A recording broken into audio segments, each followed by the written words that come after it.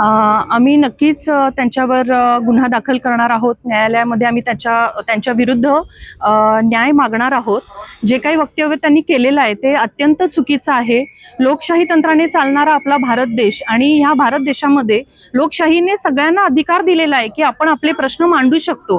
तर अशा वेळेला जे विद्यार्थी तिथे जाऊन शांततापूर्वक जे काही हे आंदोलन करत होते, तर या आंदोलनाला एक वेगळं स्वरूप देण्याचा प्रयत्न त्यांनी केलेला आहे।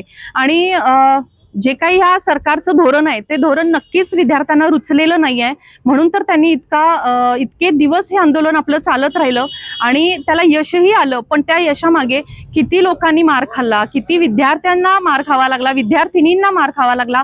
त्यामध्ये लहान मुलं सुद्धा होती, महिला सुद्धा होत्या, म्हणजे मोठे लोक सुद्धा त्यामध्ये सहभागी झाले होते या पूर्ण आंदोलनामध्ये। तर त्यांनाही मार खावा लागलेला आहे। मला कंगना राणावतना असं विचारायचं आहे की तुम्हाला थोडी ही संवेदना नाही आहे का ह्या विद्यार्थ्यांबद्दल?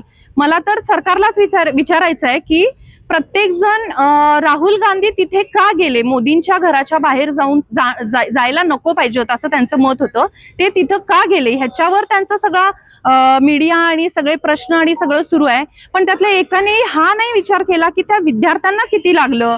ते लोक कुणीही ह्याच्यावर बोलत नाहीत की विद्यार्थ्यांना जी मारहाण झाली ती चुकीची आहे किंवा व्हायला नाही पाहिजे होतं। प्रत्येक जण पोलिसांनी किती मार खाल्ला, पोलिसांना किती लागलं आणि ह्यांना फंडिंग कुठून होतंय, ह्यांना जेवण इतकं कुठून येतंय, ह्या सगळ्या गोष्टींवरच त्यांचा सगळा फोकस होता।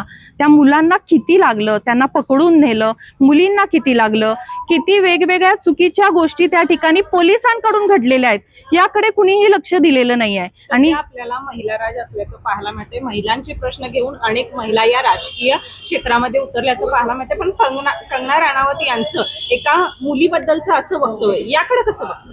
नाही, आम्ही निषेधच करतो ह्या गोष्टीचा, कारण त्यांचं वक्तव्य तर असंही आहे की तुम्ही स्वावलंबी नाहीये आणि तुम्ही बोलताय का बरं? असा अधिकार नाही आहे का? आपला हक्क किंवा आपलं जे काही मत आहे हे मांडण्याचा आपल्याला अधिकार नाही आहे? तुम्ही स्वतः कमवत असाल तरच तुम्ही बोलायचंय का? म्हणजे त्यांचं म्हणणं आहे आई वडिलांच्या जीवावर तुम्ही कशाला बोलताय आणि करताय। त्यांनी असंही म्हटलेलं आहे की ह्यांना कोण जन्म देतं आणि ह्यांना कोण पोसतं। हे किती चुकीची विधानं आहेत। मला नाही वाटत की ह्या पुढे जाऊन काय त्यांचाही फॅमिली वाढणार आहे किंवा काय, कारण तुम्ही बघतच आहात त्यांना काही संवेदना नाहीये मुलांच्या बाबतीत। आम्ही पक्ष 2 मिनिटं बाजूला ठेवा तुम्ही आणि विचार करा ना, त्या मुलांना ज्या प्रकारे मारहाण केलेली आहे ती किती चुकीचं आहे। मुलींना मारहाण केलेली आहे आणि तुम्ही व्हिडिओज जर बघितले असतील तर काही चुकीच्या ठिकाणी त्यांना टच केलं गेलेलं आहे मुलींना। शिवाय मुलींना पुरुष पोलिसांनी मारलेलं आहे। हे कितपत योग्य आहे? ह्याचे आपण व्हिडिओज बघितलेले आहेत। हे चुकीच्या पद्धतीने सगळं चाललेलं हे त्यांना दिसत नाही का? कंगना राणावत यांचे एकंदरीत चित्रपट असतील, त्या संदर्भाने त्यांचे व्हिडिओ व्हायरल असतील, त्यांच्या इमेज असतील, ज्या पद्धतीने झाला अखंड देश पाहतोय, मात्र त्यानंतर सुद्धा या संदर्भात संवेदना दाखवतील आणि माफी मागतील असं तुम्हाला वाटतंय? नाही, मला तेच म्हणायचं आहे, त्या त्यांच्या रोल मधून अजून बाहेरच आलेल्या नाही आहेत। आणि मी तर असंही म्हणेन की नायिका आहात तर तुम्ही नायिकाच राहा। तुम्ही जर संसदेत येताय तर तुम्ही किती संवेदनशील असायला पाहिजे। आणि तुम्ही महिला खासदार म्हणता स्वतःला, तर तुम्ही महिलांबद्दलच असं तुम्ही बोलूच कसं शकताय?